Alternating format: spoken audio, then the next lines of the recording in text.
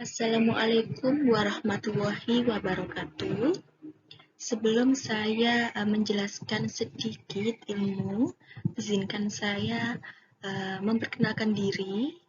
Nama saya Aziza Safira Anggraini dari Prodi PGMI kelas 3C dengan NIM 060407200069. Di sini saya akan menjelaskan sedikit tentang konsep pendidikan Islam dari Buya Hamka. Biodata Buya Hamka, nama Prof. Dr. Haji Abdul Malik Karim Amrullah, tempat tanggal lahir di Sumatera Barat, 17 Februari 1908. Beliau wafat di Jakarta, tanggal 24 Juli 1981 pada usia 73 tahun. Beliau merupakan seorang ulama dan sastrawan Indonesia. Beliau juga berkiprah sebagai wartawan, penulis, dan pengajar. Karya Buya Hamka yang pertama Di Bawah Lindungan Ka'bah yang diterbitkan pada tahun 1938. Kemudian ada Merantau ke Delhi yang diterbitkan pada tahun 1939. Kemudian ada Filsafah Hidup yang diterbitkan pada tahun 1940. Kemudian ada Pribadi Hebat yang diterbitkan pada tahun 1950. Dan masih banyak lagi karya-karya beliau. Kemudian, pengertian pendidikan Islam menurut Buya Hamka merupakan suatu upaya untuk mengembangkan segala potensi manusia meliputi akal, budi, cita-cita, sampai bentuk fisik agar menjadi pribadi yang baik dalam sikap dan perilaku sehari-hari dengan panduan Islam. Kemudian kalau pengertian pengajar dalam bahasa Arab merupakan ta'lim yang khusus ditujukan pada akal.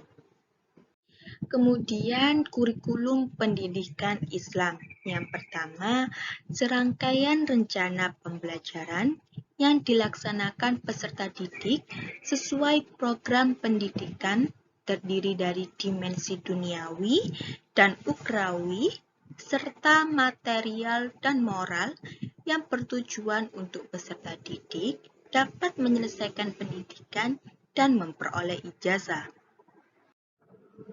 Kemudian yang kedua, yakni pengalaman pembelajaran bertujuan untuk bakat, minat, dan potensi peserta didik dapat berkembang secara optimal serta tercapainya perubahan tingkah laku menuju dewasa sesuai ajaran Islam.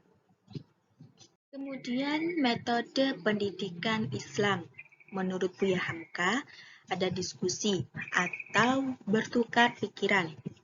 Kemudian drama wisata atau membawa peserta didik kepada objek-objek yang terkait dengan materi pendidikan. Kemudian eksperimen atau metode untuk membuktikan kebenaran dari teori dengan melakukan serangkaian observasi. Kemudian resitasi atau metode yang dilakukan dengan memberikan tugas-tugas yang terkait. Kemudian tujuan pendidikan Islam. Jika melihat karya tulisan Buya Hamka, yakni buku Pribadi Hebat dan Filsafah Hidup. Tujuannya supaya peserta didik dijauhkan dari pandangan yang menindas orang lain. Harapannya di sini, pendidikan mampu meningkatkan rasa bahwa peserta didik ialah anggota masyarakat yang tidak dapat melepaskan diri dari masyarakat lain. Selain itu, pendidikan mampu membentuk peserta didik berkhidmat kepada akal dan ilmunya, bukan pada hawa dan nafsunya. Kemudian, pengertian peserta didik. Apa sih peserta didik itu? Peserta didik merupakan seorang anggota masyarakat yang berusaha mengembangkan potensi diri melalui proses pembelajaran, baik pendidikan formal, pendidikan informal, dan pendidikan nonformal, dengan jenjang dan jenis pendidikan tertentu. Kemudian, pengertian pendidik. Bedanya yakni pendidik merupakan seorang yang melakukan kegiatan dalam bidang mendidik. Kemudian, tugas dari pendidik. Tugas pendidik yaitu membantu mempersiapkan peserta didik agar memiliki ilmu pengetahuan yang luas, berakhlak mulia, dapat mengembangkan potensi, dan bermanfaat kepada orang lain. Kemudian, tugas dari pendidik menurut Buya Hamka. Ada 3. Yang pertama, merupakan orang tua. Orang tua bertanggung jawab untuk membesarkan dan mendidik anak hingga menjadi mandiri sebelum berada di tangan kedua orang tua, yakni guru. Kemudian yang kedua merupakan guru. Guru harus memiliki banyak pengalaman, bijaksana, luas pengetahuan, pemaaf, tenang dalam memberikan pengajaran, dan sabar. Kemudian yang ketiga merupakan masyarakat. Masyarakat merupakan miniatur kebudayaan yang akan dilihat dan dicontoh oleh peserta didik. Dengan demikian, akhlak dari peserta didik merupakan cerminan kondisi masyarakat sekitar. Apa sih tugas dari peserta didik? Berusaha semaksimal mungkin untuk mengembangkan potensi dan anugerah yang dimilikinya, serta seperangkat ilmu pengetahuan yang sesuai dengan nilai-nilai kemanusiaan yang telah dianugerahkan oleh Allah SWT melalui fitrahnya. Kemudian, model lembaga pendidikan menurut Buya Hamka. Lembaga pendidikan yang ideal adalah model pendidikan yang dikembangkan pada pondok pesantren, karena pesantren mampu mengintegrasikan secara maksimal unsur-unsur yang menunjang dalam proses pendidikan Islam. Kemudian, cara pelaksanaan pendidikan Islam menurut Buya Hamka. Yang pertama, berpikir. Berpikir diartikan mampu menyusun teori yang benar.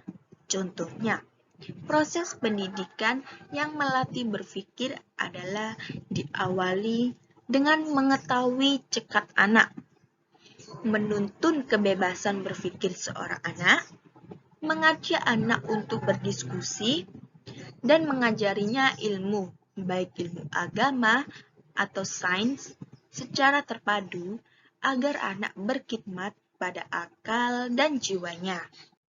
Kemudian yang kedua yakni bekerja. Bekerja diartikan mampu menerapkan teori-teori tersebut dalam proses bekerja dengan benar dan maksimal. Contohnya, proses pendidikan yang melatih bekerja adalah mengajarkan anak kemandirian, tidak memaksa anak, dan mengajarinya sikap bertanggung jawab. Kemudian, pembagian materi pendidikan Islam menurut Buya Hamka. Ada 5. Yang pertama, ilmu-ilmu agama. Contohnya, tauhid, fikih, tafsir, hadis, akhlak, dan lain-lain. Yang kedua, ilmu kemasyarakatan, seperti sosiologi ilmu pemerintahan, dan lain-lain.